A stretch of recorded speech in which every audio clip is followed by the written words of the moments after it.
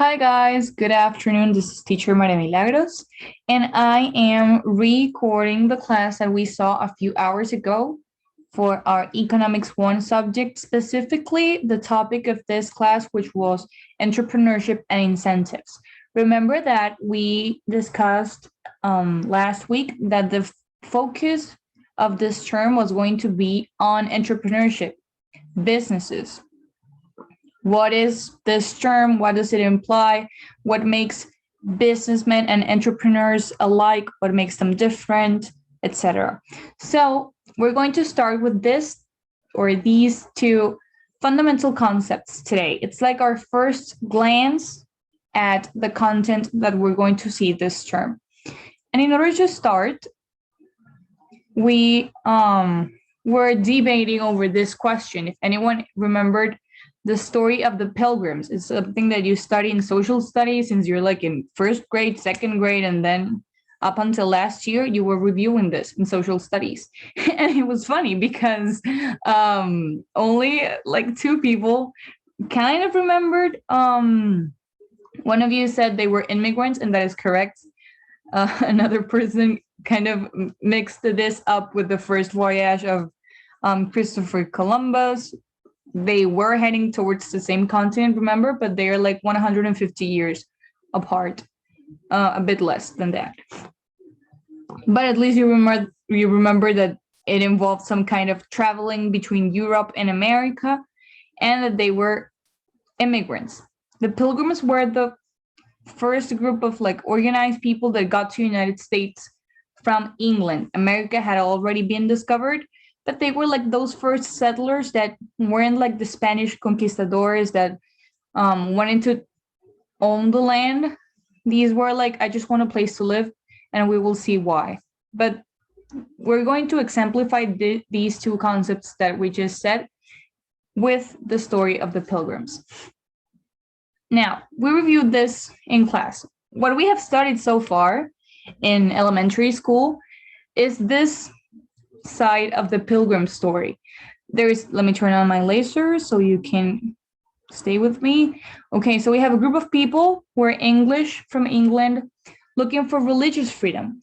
By that time in the 17th century, the regents of England were adopting some policies that if you didn't convert to their specific branch of Christianity, then you had to leave the country or you would be killed. So you had this group of people seeking a land where they could keep their religion without having to convert to another thing. So we have this group of English people seeking religious freedom. What happens? They depart from England in 1620 and they head towards the New World. And they arrive after a very, very difficult journey. They reached land in November. They got to the United States, okay? They sailed in September. That is not included here, but just so you know. And after 2 months in the ocean, in this very, very old ship called the Mayflower, imagine the Atlantic Ocean, almost in winter, with the cold and the wind and the rain. Well, after 2 months of that, they got to the United States. And once they landed, they landed like in a bay, in the outside part of a bay, of a gulf. And they started moving inwards up until when they reached continental land.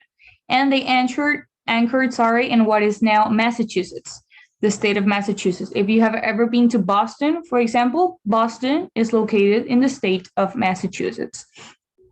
So they got there by December. Of course, December means winter. And what does winter imply? Cold, really, really low temperatures, wind. You can't plant anything because the soil is not ready to give you a harvest. It is really hard to go outside, really hard to start a fire. Imagine if we are cold and when we go out in these conditions, we have to dress with like a gazillion pieces of clothing. Imagine them who were stuck in a ship made of wood and pretty much nothing else, who had been 2 months at sea eating what they had brought They couldn't plant anything. They couldn't buy anything in a supermarket, of course. And they were not prepared for the winter. So half of the group that departed died in that first winter. From starvation, they didn't have enough food. Exposure, that means really, really low temperatures. They died of cold. And illness. You know that several illnesses spread more, or you can catch them more easily in cold weather. So others died from illness.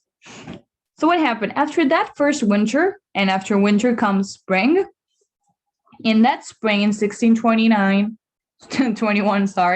Native Americans came to help the Pilgrims.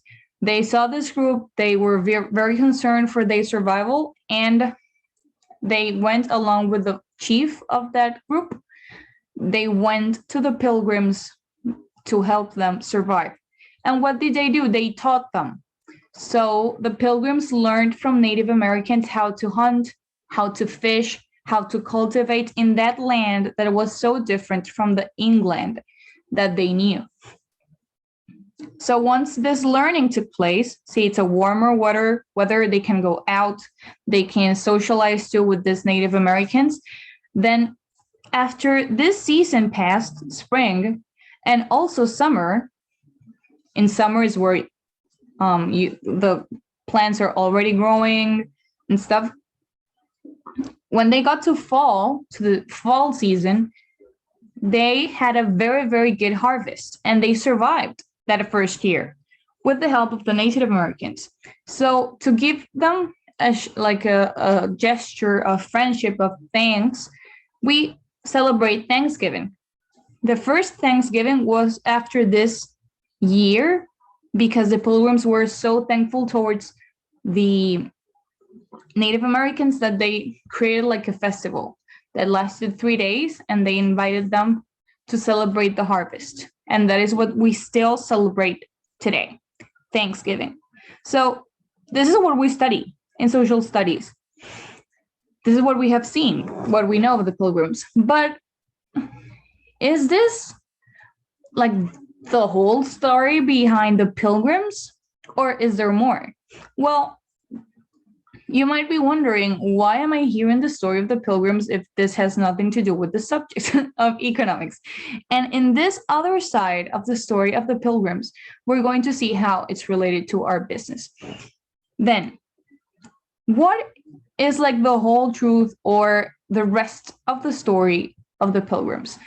Well, here I have divided it in stages, right? So if we go to the first stage, we see that the Pilgrims couldn't finance the voyage on their own. That means the trip. They needed help. They couldn't buy the ship. They didn't have enough money. They couldn't buy all of the food, all of the clothes, all of the provisions they needed to make a trip across the ocean for 2 whole months. So what did they do? They went to people that had the money, and they made a contract with English investors.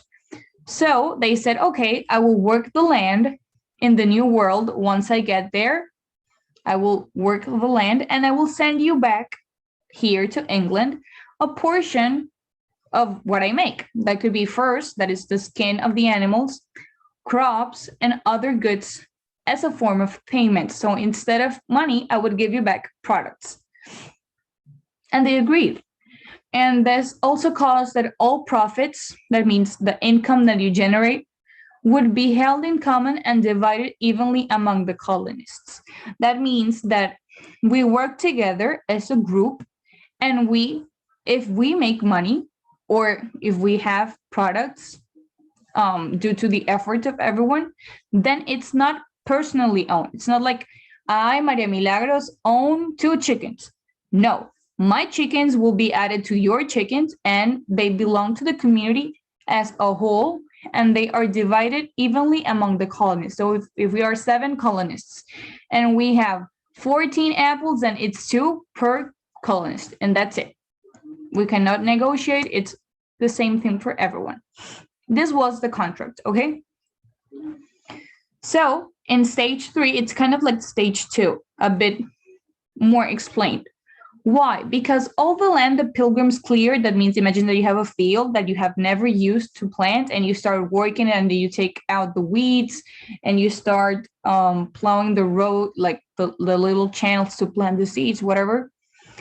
All that land that the pilgrims cleared and the food they grew there belonged to the community, not individuals. So if I am a person who is 20 years old, of course, I'm going to be able to work more than a person who is 60 or 50 because I'm younger. It's natural. But the people who were the most able, that means that had more capacities, young people or strong men, for example, they had no incentive to work harder. And this is our first concept: incentive, motivation, reason why. Why? Because they weren't working for themselves. They were working for other people. They were working for the people in England who had loaned them money and supplies to come to America. They were working for the other members of the colony, but it's not like I'm going to wake up at 6 a.m. and I'm going to do all this work because I am going to benefit from it. No, other people are going to take what I make from my job. So that was the reality of the colony during those first years. This, of course, didn't work out. People were really unhappy and it wasn't as productive because people who had the ability to give more, I mean, job-wise or in effort, they weren't motivated because why would I make an effort when it doesn't benefit me? So that is where stage 4 comes in. In 1623, they created a new arrangement. So every household, we have seen that concept, remember, every family was given its own plot of land, a piece of land for the family to work and profit from. So I decide, since it's mine now or from my family, I will grow apples. And the other family decides to have chickens and grow corn. And that is allowed because everyone does what they want to do with their own plot of land. So you see now why they had a reason to work hard for their own profit, because it was them who were going to be responsible for how much income they got from that piece of land. And what happened after this arrangement? We are in stage 5. That year, the colony almost tripled 3 times the amount of land that they had cultivated the year before. So 3 times more land in 1 year. Why was this so successful then? Because people were free to choose how to use their own property from their benefit and profit. And this is essential. You see, why was it successful? Why did it work? Because people felt like they were free to choose how to invest their time, their resources for their own benefit, for their own profit. So now I don't work for other people, I work for myself. And this is exactly what happens in entrepreneurship. And that is why I chose this example to bring to you guys. This is a long word. I know that sometimes it's hard to pronounce. It's entrepreneurship. Okay, it comes from the French language. Like the pilgrims, many people throughout history have seen how beneficial it is to be free to choose how to use their own property for their benefit and profit. And one result of this is the spread of entrepreneurship. What is entrepreneurship? When individuals undertake risk to start a new business. To be a pilgrim and to be in this new country with your own plot of land where no one ever has done it before in that country, and be like, okay, should I plant apples? Should I go with corn? Should I bring animals? Okay, I already saw how harsh winters can be here. What if the cold kills the crops? What if a plague comes? What if a giant animal comes and devours everything and I'm left without anything what I had previously had? Well, that's risk. Many risks, in fact. So these people undertook many risks to start their own businesses. And business in that time, okay, I'm going to have a flock of chickens. That is my business. Okay, I'm going to have cows so I can have butter and milk and meat. That is a business. Do not stay with our modern version of a business. So this is entrepreneurship. Okay, we're going to be seeing this in the following weeks, but this is like in a nutshell, really, really short. Now the question is, how would having like businesses and people wanting to do their own thing with their own resources, with their own property, how would it be beneficial to a country? One of you said taxes, and that is super important, and it's actually one of the three main things that entrepreneurship generates. But first, let's go towards the first bullet point. Continual creation of new business because of entrepreneurs is beneficial because it leads to the economic prosperity of a nation. So the more businesses, and I mean successful businesses, because one thing is to start a business and the other thing is to keep it alive. The more successful businesses that a country has, the better the life quality it has. Okay, the more money it generates inside the country, and that leads to the economic prosperity of the nation. Why? Because entrepreneurship generates jobs. Imagine that I am now the owner of a supermarket. I'm saying supermarket because I'm looking at one just now.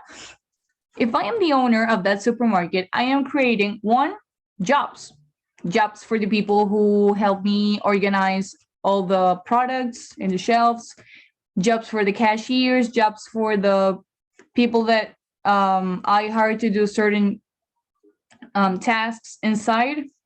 I am generating jobs for other people. Number two, I am generating income for the families of those people, because imagine that it's a family of, I don't know, 4, and the mom and the 2 children stay at home. The mom is always taking care of the children, and the only one who works is the father, for example. Then with that job for that father, I am providing an income, a source of money for the whole family. So that is the second thing that entrepreneurship generates. And number 3, which was what one of you said, which was really important, is taxes. Remember when we started the economic systems that we said that in a mixed economy, the government, in order to answer the third economic question, grabbed the money from taxes and invested it in welfare programs, social programs like free education, free health, building roads, everything that has to do with defense of the country. That revenue comes from the tax money that businessmen pay. Well, individuals too, but businesses play a huge role in that. So that money translates into tax money for the government, which in turn creates social benefits for people. So you can see how it's a win-win. Everyone wins. The owner of the business because he's making money, the workers because they're having a steady salary and a job, the government because they can sustain social programs with that. So see how it's important for the prosperity of the nation. And in fact, when you think about successful economies, one of the most frequent examples that comes to mind is the economy of the United States. And it's entrepreneurship what powers that economy in this country to the north. When you think about the first or the largest economy in the world, you might think of China, but China is not there yet. The United States is the largest economy in the world, and it's because of entrepreneurship. Because when you look at countries who have one of the easiest legal frames to open a business, it's the United States. And it's really, really easy to create, to have like this love for entrepreneurship and be successful at it in the United States, because the conditions are given there. So the US economy is what it is thanks to entrepreneurship, starting with the Pilgrims, okay? The first settlers that went from Europe to the United States to stay and to thrive, to make a living there. That was our first concept, entrepreneurship. Now, to wrap up, this is our second concept, incentives. We already saw it in the example of the pilgrims, like motivation, a reason why we do something. And we're going to see this, I don't know how to call it. Let's call it graphic organizer in lack of another word. Let's go point by point just to get a better grasp on it. We can see, even in the example of the pilgrims, that starting a new business can be costly. Okay, you need to work a lot.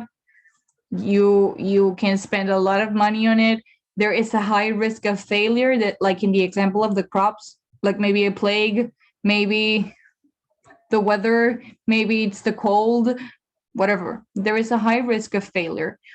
So an entrepreneur, who is a person who is committed to entrepreneurship, may spend 14 hours or more a day, and even a lifetime of saving. Some people spend everything they have saved throughout their whole life to start a business. And not only that, but also data shows that about 30% of new businesses fail after 2 years and about 60% after 4 years. So in the fifth year, out of 10 businesses that started, only one survives.